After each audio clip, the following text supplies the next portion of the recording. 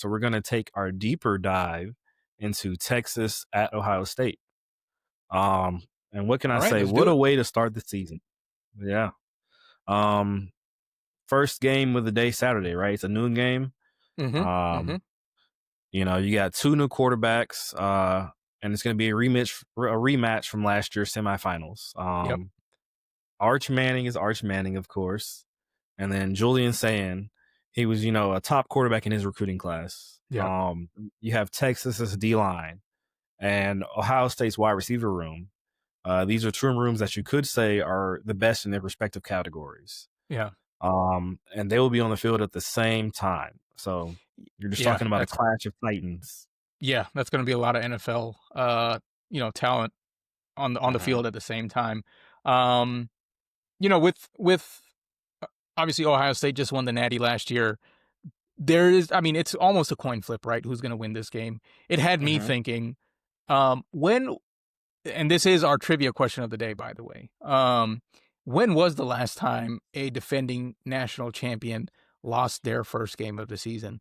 I had to look up the answer. It didn't come off the top of my head, but Aaron, do you think you know who that could be?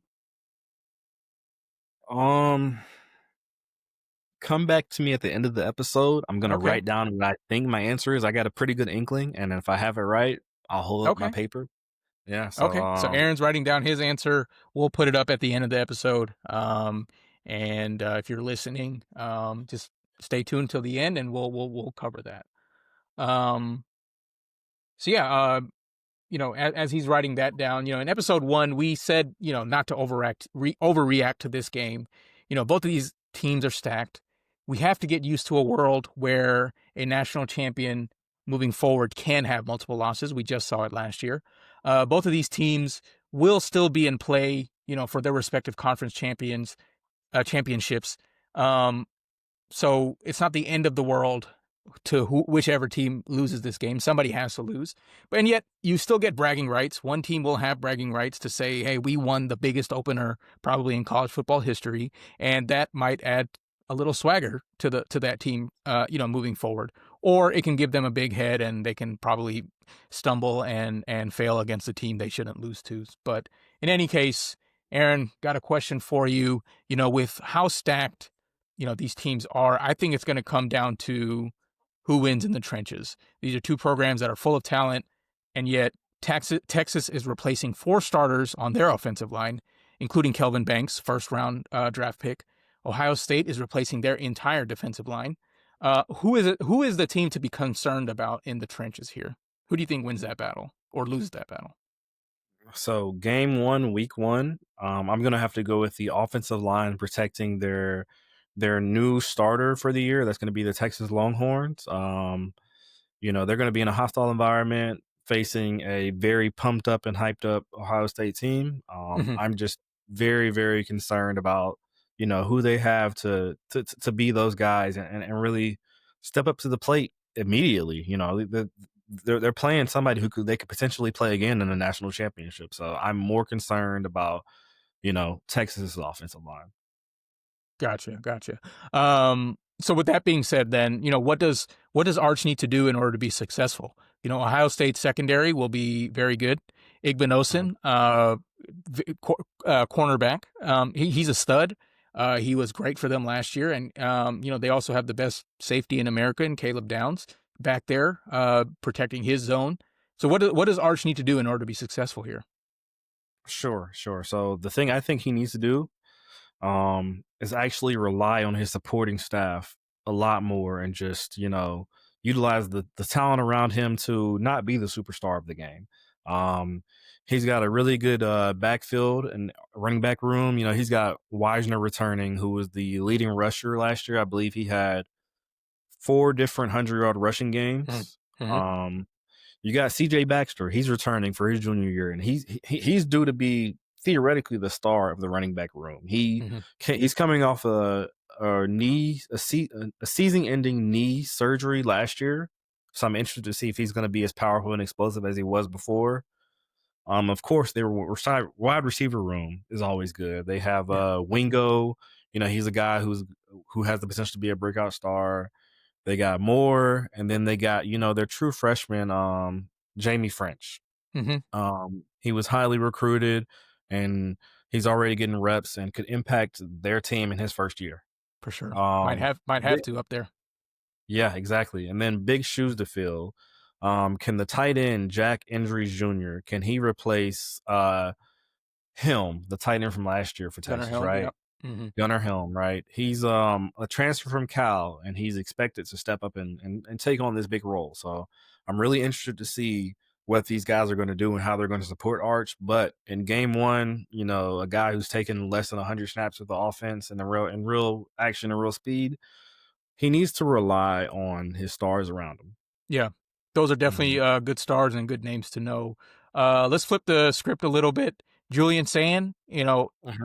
he was supposed to be the next king of Tuscaloosa, but after Nick Saban left, he said maybe I need to take my talents north. But for him, this will be essentially his first time starting as well as Arch. How can Julian Sand attack Texas? Their defense, I think, is ranked number 2. Their defensive line is the pride of their team. Ohio State's offensive line returns some talent, but I think both of their tackles are new. So what does I'll pick a name, Jeremiah Smith, probably one of the best players on the team. What Hmm. does Jeremiah Smith, for example, need to do in order to help Julian Sayin out? Sure, sure. So I think, Ohio State, they need to, balance and distribute the ball really, really well. But I think what people like, Jeremiah Smith need to do is keep that defense honest. So whenever it's time to make a big play or expose somebody who's cheating and trying to stop the run or, you know, help out in zone coverage more, expose them, right? He has to be the star and the stud he's been, since he's come onto the scene of college football. So I'm really excited to see him, play this season. Maybe he's a Heisman hopeful this year, but he has to really do a lot to pull the defense's attention towards him, right? Yep. So, Alrighty. all right, so that sounds good. Do we want to get into our picks then for who we think will win this weekend? Sure, sure. So yeah, I'll go with my pick first. Week one coming into the shoe, the Buckeyes, they're coming off a national championship. So I think the team and the fan base is going to come in with a lot of energy. Um, Both teams have quarterbacks with, no big time game experience. Texas, however, is entering year 2 of the SEC, right? So they've had a lot of different pressured games competing in a very stacked league like the SEC. Um, I think they'll have a lot more composure just because of how much they lost in close games last year.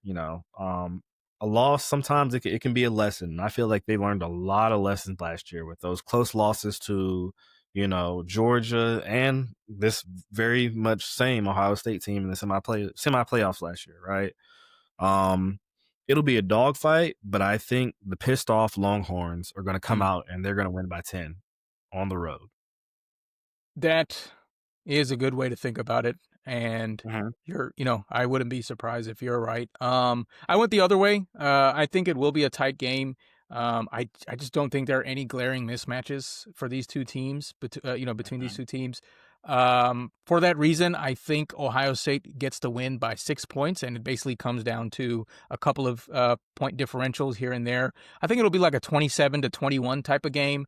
I think there will be a 3 point differential just because they're the home team. They're going to be a loud crowd playing against a new Arch Manning being a new quarterback.